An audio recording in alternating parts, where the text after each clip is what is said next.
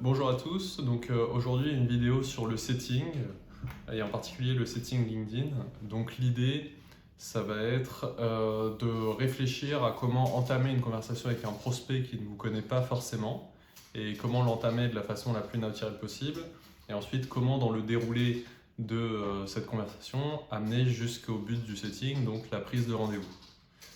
Euh, donc, pour rappel, moi c'est Cyril du cabinet Goliath. Donc, on est coach et formateur en prospection B2B.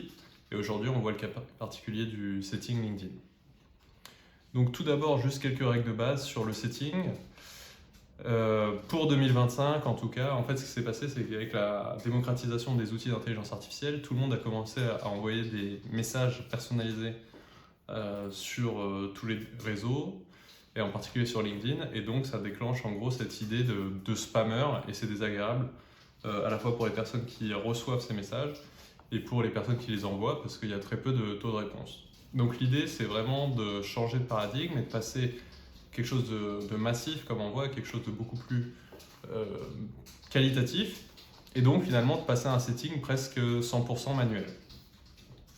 Donc pour ça, il y a quelques petites règles à mettre en place, et le but de ces règles, c'est justement de sortir du message de prospection classique, parce qu'en fait, suite à la réception de tous ces messages IA ou non, on a tous mis en place des filtres qui nous permettent de détecter un peu les prospecteurs purs, et donc qui font monter l'envie de ne pas écouter, et juste l'envie de ne pas répondre.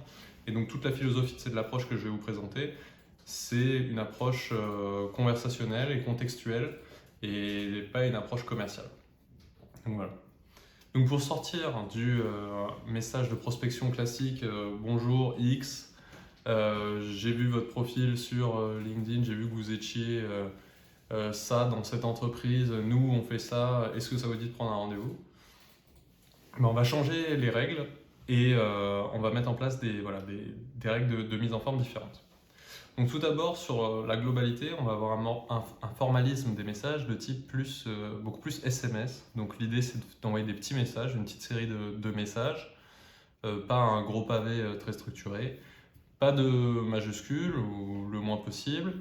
Et la philosophie générale, c'est d'écrire comme tu parles. Donc il n'y a pas besoin que les messages soient parfaits en termes de syntaxe, de grammaire. Il ne faut pas rajouter des fautes d'orthographe, mais s'il manque un accent ou une virgule, c'est pas gênant.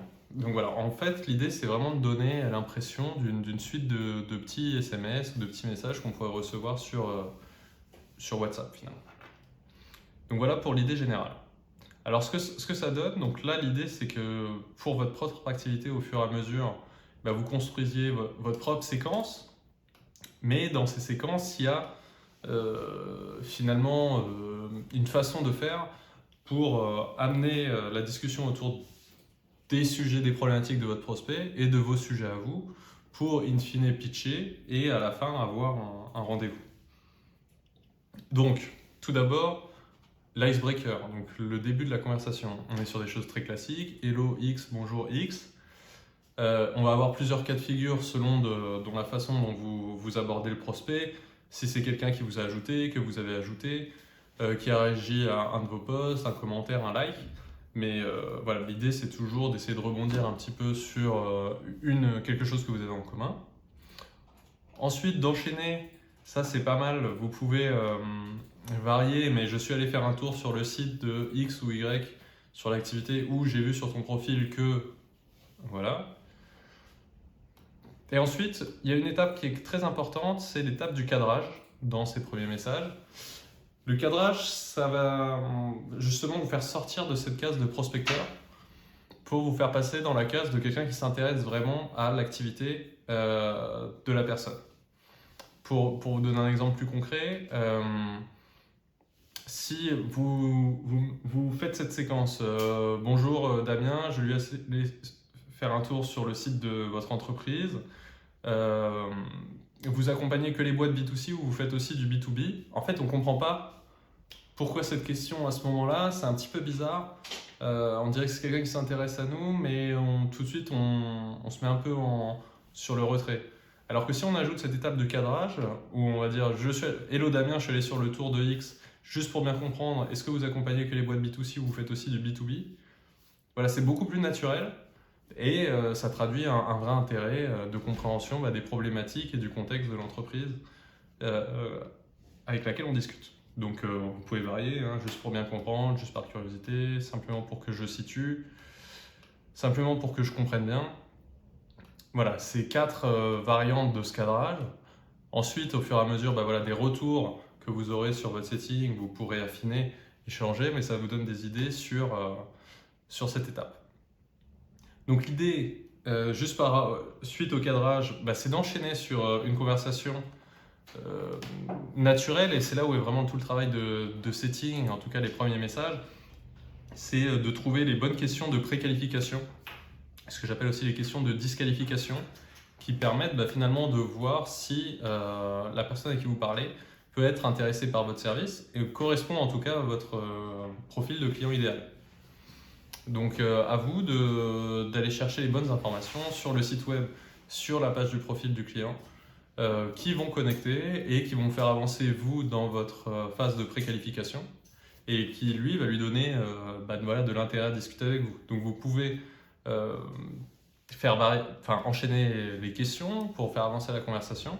Vous pouvez aussi partager des ressources à ce moment-là, donc tous les lead magnets ou ce que votre marketing a préparé, soit des vidéos, des articles, des posts pour renvoyer le prospect, c'est intéressant dans ce moment de la conversation de les échanger. Donc voilà. Après, il faut rester assez direct parce que la difficulté qu'on peut avoir, c'est d'être ghosté finalement par un prospect. L'idée, c'est bien sûr d'essayer d'être le plus réactif possible. Quand la personne vous répond sur LinkedIn, d'essayer de répondre le plus rapidement possible ou dans la journée pour essayer d'avoir un flux conversationnel assez naturel. Donc voilà, là c'est la phase de préqualification ou de disqualification. Une fois que vous avez bien tourné autour du point dur et de la difficulté du client pour résoudre un problème, vous n'allez pas pitcher tout de suite, mais vous allez faire une proposition de pitch. Et en gros, ça va redonner la main à votre prospect, il va se sentir en confiance. Et donc, vous allez pouvoir enchaîner sur cette série de messages que vous pouvez adapter. Mais ça donne ça. Je présume que vous n'avez pas énormément de temps, donc je vais être direct. Même si vous connaissez sûrement bien X car Y, donc là vous parlez de votre entreprise.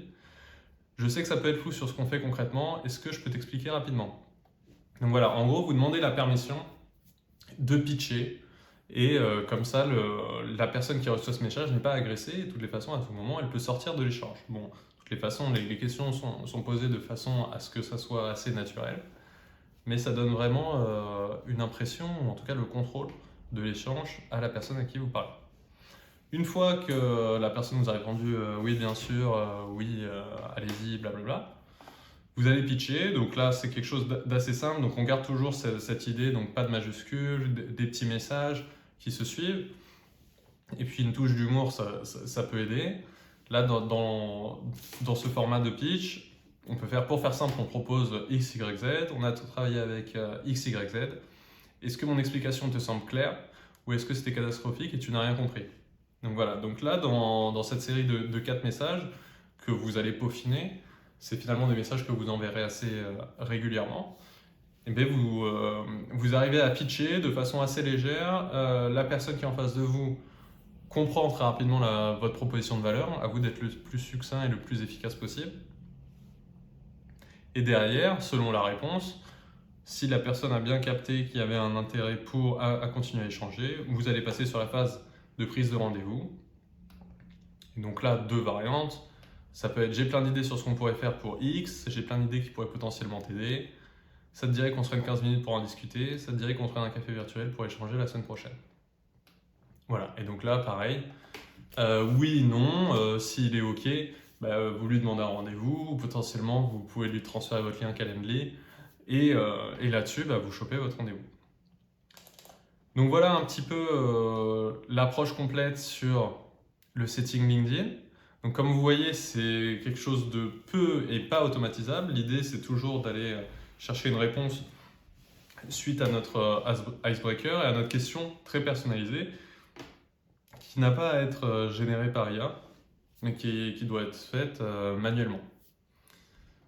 Voilà l'idée. Donc ce qu'on voit aussi, c'est que le sexting, c'est quelque chose d'assez chronophage. Moi, je vous conseille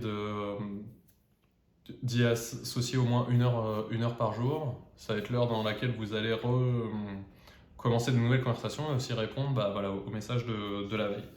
Et donc comme ça, de façon récurrente, et vous allez engager des nouvelles conversations avec des prospects qualifiés et vous allez nourrir aussi voilà, tout un écosystème de personnes qui sont plus ou moins dans votre sphère.